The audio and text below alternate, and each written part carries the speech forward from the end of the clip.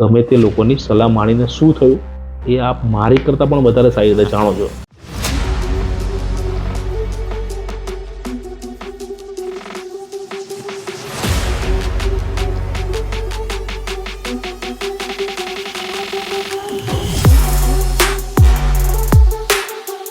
જય સ્વામિનારાયણ. રવિવારની સવાર રવિભાઈના સથવારે છેલ્લા વિડીયોથી આપણે શરૂઆત કરી છે કે મારા બુકના એક વાક્યથી આપણે શરૂઆત કરીશું. આજે થઈ 11મી મે. જીવન દીવા જેવું હોવું જોઈએ. તેલ ખતમ તો ખેલ ખતમ. આવા જ વાક્યો વાંચવા માટે આપ અમારો પુસ્તકનો ઓર્ડર ઓનલાઈન આપી શકો છો. વોટ્સઅપ નંબર પર વોટ્સઅપ કરજો. 400 રૂપિયા વત્તા 50 રૂપિયા કુરિયર ચાર્જ સાથે આપના ઘરે આ પુસ્તક આપણે મળી જશે. વિડીયોની શરૂઆત કરતા પહેલા આપનો પરિવાર આર્થિક રીતે સુખી, સ્વસ્થ અને સંપન્ન બની રહે એ ભગવાન સ્વામિનારાયણ ચરણોમાં પ્રાર્થના.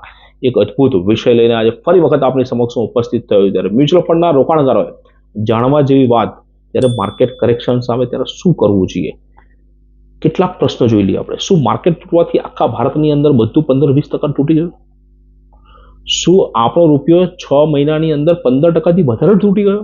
શું દરેક બિઝનેસ 15 થી 20% ખતમ થઈ ગયો? શું બધી જ કંપનીના પ્રોફિટ 20% નીચે આવી ગયા? શું માર્કેટમાં 4 વર્ષથી જે ચાલતું હતું કે કોવિડથી દરેક વસ્તુના ભાવ ડબલ 3 ગણા થઈ ગયા? શું દરેક કંપનીના પ્રોફિટ ડબલ થઈ ગયા? 28,000થી માર્કેટ 86,000 થઈ ગયું. 3 ગણું ભારત વધી ગયું. રોજગારી 3 ગણી વધી ગઈ ભારતની અંદર. 3 ગણું ભારત આગળ વધી ગયું. માર્કેટ જ્યારે પડી રહ્યું હોય ત્યારે લોકો એવું કહે છે કે નિફ્ટી 20,000, 18,000, 16,000, 15,000, 12,000 થશે.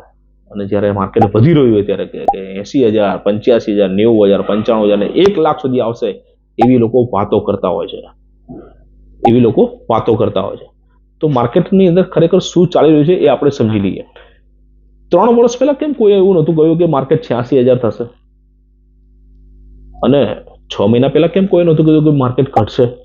દુનિયામાં એવો કોઈ પણ એક્સપર્ટ છે જ નહીં કે જે આનું એક્ઝેક્ટ માપન કરી શકે. ના કોઈ એવા એઆઈ બન્યું છે, ના કોઈ એવું સોફ્ટવેર બન્યું છે કે જે આને પ્રિડિક્ટ કરી શકે. દુનિયામાં આજ સુધી એવો કોઈ પણ વ્યક્તિ નથી કે જે ટોપ અને બોટમને પકડી શકે છે. હું પોતે પણ નહીં જ. અને કોઈને એવું પૂછવું પણ નહીં કે આનું બોટમ ક્યારે આવશે ને ક્યારે ટોપ આવશે, એવું પૂછવું પણ નહીં. કારણ કે એ પણ પ્રિડિક્શન જ કરે છે. લોંગ ટર્મની અંદર જ તમે પૈસાવાળા બનશો, આટલું યાદ રાખજો. જો તાત્કાલિક વસ્તુ વેચવી હોય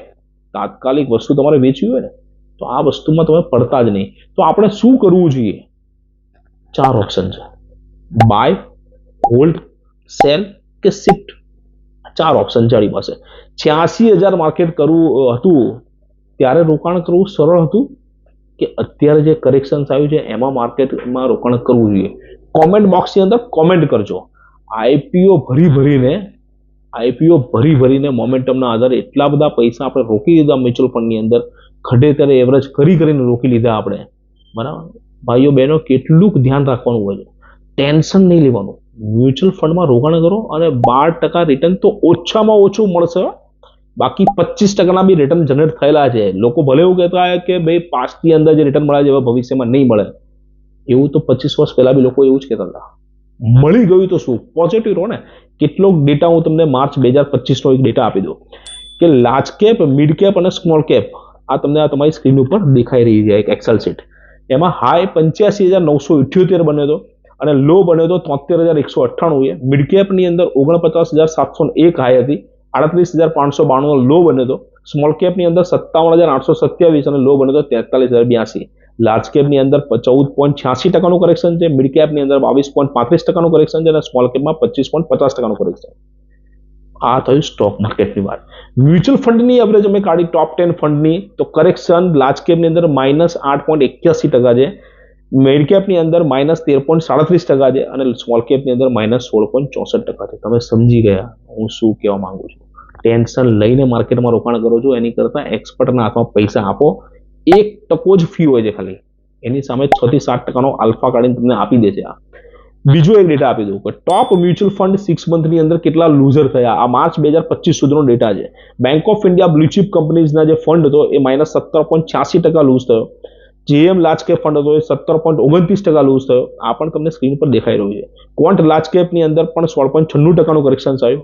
પણ નિફ્ટીની અંદર જે ટોપ હતા એની અંદર ટાટા મોટર્સની અંદર 44% કરેક્શન છે, PCL ની અંદર 33% કરેક્શન છે, હીરો મોટોકોપ જે જાયન્ટ કંપનીની અંદર પણ 32% કરેક્શન છે. સમજી ગયા ને? ટોપના શેર લીધા હશે તો પણ ફટકાય છે. એની કરતા મ્યુચ્યુઅલ ફંડનો સહારો લેજો. કોઈ પણની સલાહ લો છો તો એ પોતે ઇન્ફ્લુએન્સર કેટલું ભણેલો છે, તેની પાસે કોઈ ડિગ્રી છે કે નહીં, તે કેટલા વર્ષથી આ ફિલ્ડમાં કામ કરે છે, તે ARN હોલ્ડર છે કે નહીં, તે SEBીમાં રજીસ્ટર છે કે નહીં, ગમે તે લોકોની સલાહ માણીને શું થયું એ આપ મારી કરતાં પણ વધારે સારી રીતે જાણો છો.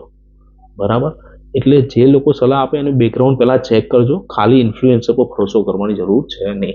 મારો વિડીયો જો સારો લાગ્યો હોય ને તો વિડીયોને શેર કરજો, લાઇક કરજો, કોમેન્ટ કરજો અને અમારા સિલ્વર અને ગોલ્ડ પેકેજ જાણવા માટે અમને કોમેન્ટ સેક્શન્સની અંદર જણાવજો. જેની અંદર અમે તમારો ડાયરેક્ટ પોર્ટફોલિયો અને આપણા પોર્ટફોલિયોનું એનાલિસિસ પણ કરી આપીશું. જય સ્વામિનારાયણ.